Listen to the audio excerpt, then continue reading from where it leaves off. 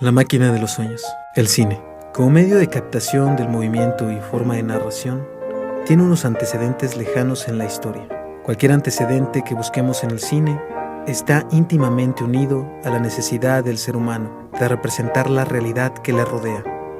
Y no hay más lejano antecedente de esta necesidad que las pinturas rupestres. En aquellas pinturas primitivas, en aquellas escenas de caza, podemos ver los primeros intentos de capturar el movimiento y plasmarlo en una representación artística a través de la pintura rupestre. Más tarde, los griegos descubrieron en los muelles que cuando la luz atravesaba los orificios de las cestas de pesca, se reflejaba en las paredes la imagen que se presentaba al frente.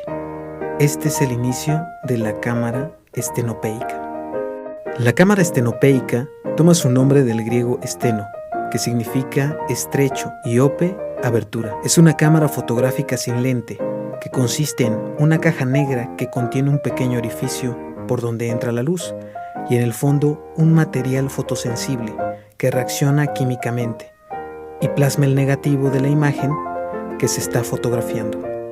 En el siglo XII, en China e India, tuvo origen el teatro de sombras, siendo este uno de los primeros espectáculos en público, con proyección de imágenes animadas de los que se tienen documentación. En 1640, el jesuita alemán Athanasius Kircher describe de manera muy gráfica, en su libro Ars Magna Lucid en Umbrae, el nuevo invento que acaba de idear, la linterna mágica, artilugio que permite proyectar el movimiento. Puesto que el desarrollo de la cronofotografía permitirá descomponer el movimiento en fracciones fotográficas mínimas, ahora queda tan solo recomponerlo a través de la proyección sucesiva de aquellas fotografías sobre una pantalla. Gracias a la persistencia retiniana, el ojo humano percibe esta sucesión de imágenes como un movimiento continuado. Se trata pues de la combinación del principio de la linterna mágica de Athanasius Kircher y un dispositivo que permita el arrastre intermitente de la película. Ya en el siglo XIX aparece la fotografía, invento que permitió imprimir y guardar las imágenes. Algunos fotógrafos quisieron ir más allá y ensayaron con objetos en movimiento, como es el caso de Muybridge, quien llegó a utilizar una especie de fusil fotográfico capaz de captar las diferentes fases de un movimiento. El cine es una técnica que permite proyectar fotogramas en una secuencia rápida que simula el movimiento. Es así que toma su nombre del griego y significa movimiento. El origen del cine se remonta al 28 de diciembre de 1895, cuando los hermanos Louis y Auguste Lumière proyectaron imágenes en movimiento frente a una audiencia. También produjeron una serie de cortometrajes documentales que tuvieron gran éxito en su momento, con temáticas como obreros saliendo de una fábrica, un jardinero regando el césped o las olas rompiendo en la orilla. Aunque su cortometraje más impresionante fue el de un tren de correo avanzando hacia el espectador. El cinematógrafo, invento de los hermanos Lumière, tenía como antecedente el kinetoscopio de Thomas Edison, que era ya utilizado a principios de la década de 1890 y pronto se hizo popular en fiestas de carnavales y en atracciones. El kinetoscopio era un aparato destinado a la visión individual de bandas de imágenes sin fin, pero que no permitía su proyección sobre una pantalla. Era una caja de madera vertical con una serie de bobinas sobre las que corría la película, en un bucle continuo. Edison pensó que nadie se interesaría en el invento que hoy conocemos como cine, y no llegó a proyectar sus imágenes sobre una pantalla para un público más o menos amplio. Esto fue de vital importancia para entender las razones por las que los Lumière acabarían siendo considerados los inventores del cine. Los Lumière consiguieron fabricar una cámara más portátil y funcional a partir de aquel artefacto que registraba imágenes en movimiento, aunque no era capaz de reproducirlas. Aunque los hermanos Lumière nunca tuvieron excesiva confianza en las posibilidades técnicas y artísticas del nuevo invento, poco a poco estas proyecciones van atrayendo a un número de espectadores cada vez mayor.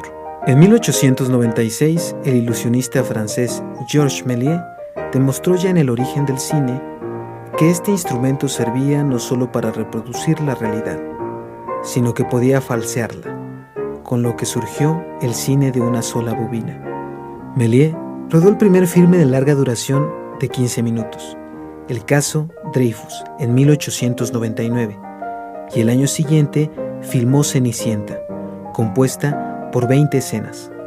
Pero sus filmes más notables son Viaje a la Luna de 1902, que se ha convertido en un ícono del surgimiento del cine, y Alucinaciones del barón de Munchausen, donde comienza a experimentar con los trucos fotográficos.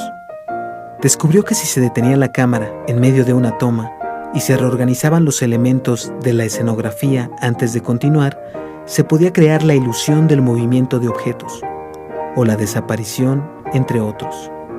También experimentó con superposiciones, retrocediendo la película antes de comenzar la siguiente toma, de forma que se superpusieran las imágenes. Es por ello que sus cortometrajes obtuvieron éxito mundial inmediato. En el estudio de Edison en Estados Unidos, Edwin S. Porter unió el estilo documental de los Lumière y las fantasías de Méliès para dar origen al cine de ficción. Produjo la primera película norteamericana de interés, Asalto y robo de un tren, en 1903, con una duración de 8 minutos. Incluía innovaciones como el montaje de escenas filmadas en distintos momentos y locaciones, componiendo una unidad narrativa. A partir de 1910 comienzan a producirse en Europa películas de mayor duración y más calidad. En Francia se adaptaron obras de Victor Hugo o Émile Zola, mientras que en Italia se consolidaba una forma de hacer cine que influiría en todo el mundo. Suele hablarse del cine mudo, de la época silente o muda. Y esto no es del todo exacto, aunque es cierto que las proyecciones no podían por sí mismas sino mostrar imágenes sin sonido alguno. Pero las proyecciones en las salas iban acompañadas de la música tocada por un pianista o una pequeña orquesta, y además comentada por la voz de un explicador, imprescindible figura que hacía posible que multitudes analfabetas o inmigrantes desconocedores del idioma entendieran la película. Mientras en Estados Unidos empiezan a fundarse los primeros estudios cinematográficos que nacen del exilio de la Gran Manzana tras una batalla legal en contra de Edison, quien reclamaba parte de las ganancias por el uso de su invento. A pesar que los pioneros del cine americano utilizan el cinematógrafo de los Lumière, las leyes de Nueva York obligan a darle parte de las ganancias a Edison. Tras la batalla legal, los iniciadores de los estudios trazan camino hacia el oeste a la zona de California, y forjan lo que hasta hoy en día conocemos como la meca del cine, Hollywood.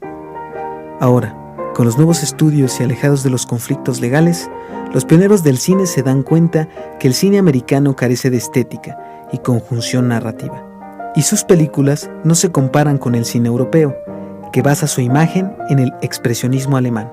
Cintas como El anillo de los Nibelungos, El gabinete del Dr. Caligari o Fausto son solo una muestra de la falta de destreza de los nuevos estudios, por lo que inicia una de las mayores empresas de todos los tiempos: unir a los mejores del mundo. Es así como los nuevos estudios se dan a la tarea de contratar ingenieros ingleses, directores de arte franceses y fotógrafos alemanes, quienes tendrán la tarea de crear el nuevo cine de los estudios. Mientras tanto, el cine seguía otros caminos en Europa. Allí, el sentido del negocio se basó en el monopolio del celuloide. Surgieron grandes empresas cinematográficas que dominaron el mercado mundial hasta la Gran Guerra en 1914, donde su hegemonía fue reemplazada por la de la industria estadounidense. Algunas de las películas rodadas durante este tiempo han pasado a la historia del cine, convirtiéndose en clásicos y marcando inexorablemente la evolución posterior del lenguaje cinematográfico. El nacimiento de una nación de 1915 o Intolerancia de 1916 convirtieron a su autor, David Griffith, en uno de los padres del lenguaje cinematográfico, quien concretó en estas dos películas todas las aportaciones hechas en el cine hasta entonces. De la misma manera pasarían a la historia Fritz Lang, Sergei Eisenstein, Cecil DeMille, Charles Chaplin, Frédéric Murnau, Bertov, Jean Epstein. El cine, esta historia continuará.